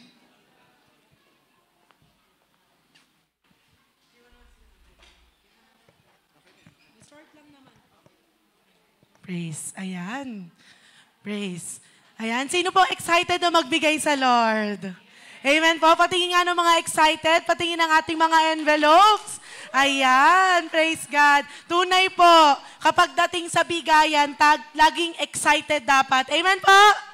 Amen. Sige po, madali lang po ito. Meron lang po akong gustong basahing verse galing sa Bible, pero teka lang po. Ayan, ayaw lumabas. Okay. Sige po, basahin ko po yung sinasabi po dito sa Proverbs 3, verse 9. Sabi po dito, honor the Lord with your wealth and with the best part of everything you produce. So, ibig sabihin, lahat po ng pinanggagalingan ng ating mga pinagkakakitaan, mga income. Sabi po dito, let's honor the Lord with those income. Yung mga wealth na meron tayo at yung pinaka-the best. Tanong ko po, the best po ba ang ating ibibigay sa Lord? Amen. Dapat po laging the best. Tuloy po natin sa verse 10. Sabi po dito, then He will fill your barns with grain and your vats will overflow with good wine. Sino pong gusto nun? Amen po. Kapag binigay daw natin kay Lord yung best natin, in-honor natin ang Lord ng ating mga income, ng ating mga wealth, pupunuin daw ng Lord ang ating mga barns or yung mga, sabi nga yung hindi nasukat kalagyan. Amen po? Amen. Kaya sige nga po minsan pa, sino pong excited ng magbigay ng kanyang tithes? Amen po. Ayan. Sige po, hawakan po natin ang ating tithes and offering at tayo po'y manalangin. Hallelujah, Jesus. Lord, marami pong salamat sa umagang ito na yung ipinagkaloob sa bawat isa. Salamat, Lord, for giving us the opportunity na maranasan, O God, yung rumaragasang pagpapala, yung mga pagpapalang walang sukat kalagyan, O God, na nagmumula sa iyo sa pamamagitan, Lord, ng aming mga tithes. And we believe, Lord God, lahat ng ito, O God, may matindi ka pong paggagamitan at may mas matindi ka pong multiplication or harvest, Panginoon, na ipaparanas po sa bawat isa na magbibigay. Even, Lord, sa mga hindi pa po makakapagbigay, we know and we believe you will provide. Ikaw ang magbibigay, Panginoon, para sila rin po ay maging part ng pagbibigay, O God, ng kanilang mga tithes. Salamat po, Panginoon. Pagpalain niyo po ang buhay ng bawat isa at 10 po ng aming pamilya. We love you, Lord. In Jesus' name we pray. Amen. Sige po, malaya na po tayong magbigay.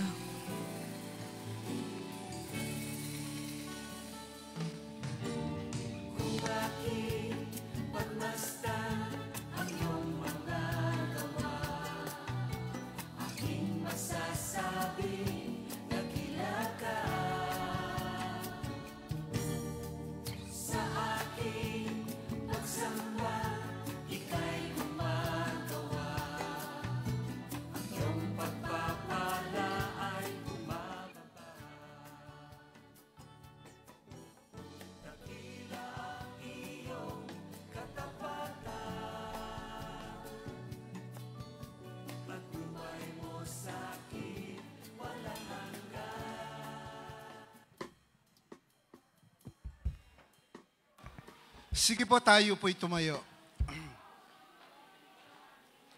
Itun po natin ating kamay. Hallelujah. Father God, maraming salamat sa patuloy na pag-ibig, O Lord God, na naranasan ng iyong mga anak. Dahil sa pag-ibig na ito, O Lord God, tinuruan mo kami para sumunod sa gawain ito. At sa lahat ng mga anak mo, O Lord God, na narito sa inyong templo, pagpalain niyo po ang kanilang mga buhay sa lahat ng aspeto ng kanilang pangangailangan. And even, O Lord God, sa lahat ng dinalang panyapak sa lugar na ito, nakarinig ng salita mo, O Lord God, na nagrema sa mga puso nila, mararanasan nila, O Lord God, ang pagkilos mo sa kanilang mga buhay. Bless niyo po ang buhay ni Brother Dante, sa kanyang asawa, kanyang mga anak at apo. Patuloy na pagpapalay, pagkaloob po sa kanya. Muli, sa inyong pinakamataas na papuri, pagsambat, paglulati sa pangalan ni Jesus. Amen. Tayo po ay dadako sa ating victory po. Amen! Woo! Lahat ng na-bless, sumigaw ng hallelujah! Woo! Thank you, Lord!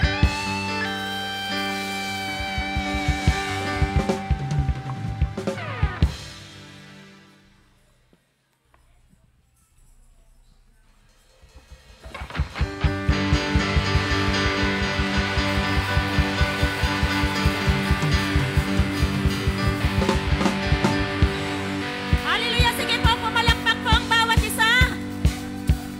Woo! Come on! Woo! Praise the Lord!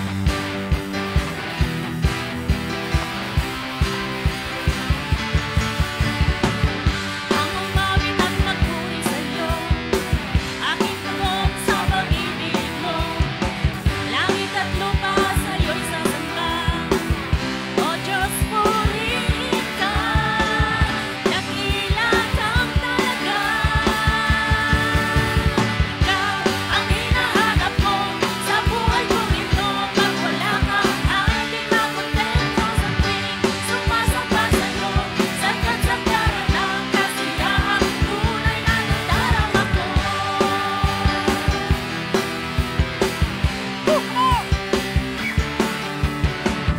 Ang banal na tahanan mo, ang hinahanap ng puso ko. Kaligayahan, ligayang hatid, sa'yo ko lang nalaman. Ako'y malaya na. Ikaw ang hinahanap ko Sa buhay kong ito, pag wala ka, ay di na kontento sa tuwing sumasamba sa'yo. Sagad-sagaran ng kasiyahan, tunay na nadarama ko. Ikaw ang hinahanap ko sa buhay kong ito. Pag wala ay di makontento sa tuwing sumasamba sa'yo. Sagad-sagaran ng kasiyahan, tunay na nadarama ko.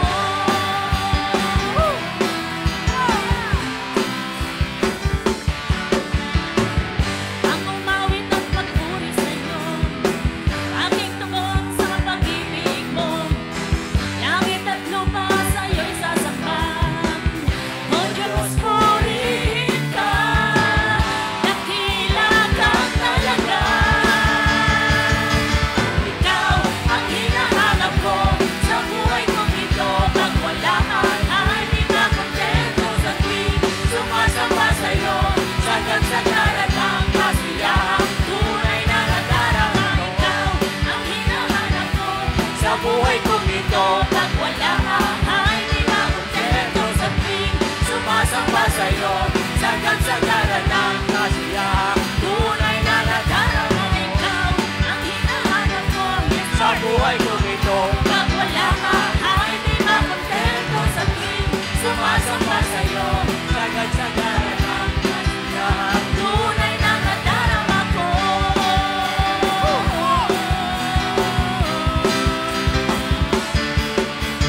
Tunay na nadarama ko. Yes, Lord. Tunay na nadarama ko. Hallelujah. Praise the Lord. Malakpak ng malakas ang nagdarama ang pag-ibig ng Diyos. Hallelujah! Hallelujah, Lord! Hallelujah! Para po sa huling bahagi ng ating gawain, tayo po'y lumapit sa ating Diyos na buhay upang magbalik ng pasalamat. Sapagkat narito tayo, Panginoon, binigyan niyo po kami ng lakas. Ng lakas, Panginoon, upang ikaw ay may papurihan sa araw na ito, Panginoon. Maraming salamat po, Panginoon, sa lahat po ng tumayo sa araw na ito, Lord God, ang music team, Panginoon, sa opening prayer, tithes and offering at pagigilingkod sa closing prayer, Lord God, at higit sa lahat, Panginoon, sa buhay po ni Rev Jano na inyo pong ginamit muli upang mahayag ang iyong mga salita. Lord, hindi lamang po ito marinig namin, kundi patuloy niyo pong ipaunawa sa amin, Panginoon, ang iyong mga salita, sapagkat wala po kaming kakayanan na ito po'y aming mapanghawakan kung hindi sa tulong ng banal na Espiritu nang siyang maggagayad sa amin. Maraming salamat, Panginoon, sa buhay ni Rev Jano. Patuloy niyo po siyang pagpalain, Panginoon. Patuloy niyo po siyang ingatan kasama ng kanyang pamilya, Lord God. At patuloy niyong gamitin upang marami pong tawang maligtas, Lord God. Lord, nasa iyo po ang kaligtasan at wala po sa amin, Panginoon. Lord, at gagawin po namin, Panginoon, kung ano po yung pananampalataya na karapat-dapat, Panginoon, para sa aming kaligtasan. Maraming salamat po, Panginoon, maging sa mga kapatiran na dinala mo po sa lugar na ito, Lord God. Lord, biyaya mo po rin, Panginoon, kaya po sila kami narito, Panginoon. Lord, patuloy niyo pagpapala. Lord, kung ano mo kaming iningatan sa pagparito namin, iingatan niyo po kami muli sa linggo mo ito, Lord God. Muli sa loob na sa araw po ng linggo, dalahin muli kami dito, Lord God, upang pasalamatan ka, papurihan ka, sa iyo walang hanggang biyaya at pagpapala, sa iyo walang hanggang pag-ibig at pagmamahal na patuloy niyong ipinadadama sa amin. Totoo, Panginoon, na wala po kaming kakayanan na suklian ang iyong pagmamahal. Ngunit, ang pagmamahal mo po ay labis-labis para sa amin. Salamat po, Panginoon, at muli, O Lord God, at sa iyo lamang ibinabalik, Ama, pinakamataas sa papuri, pagsamba, paglawalhati, ang lahat ay magsabi ng Amen. Sige po, taas po natin ating dalawang kamay. At sumaati nawa walang hanggang pag-ibig ng Diyos Ama, ang patuloy na pagpapala ng Diyos Anak, at ang walang humpay na pakikipisan ng Banal na Espiritu. Hahayo tayo sa lugar na to na may pananampalataya at paniniwala na ligtas ang buo nating pamilya. Maraming salamat po at muli sa Kanya ang pinakamataas na papuri, pagsamba at paglulati sa pangalan ni Jesus. Amen. Bago po tayo mag-start, maupo muna po tayong lahat.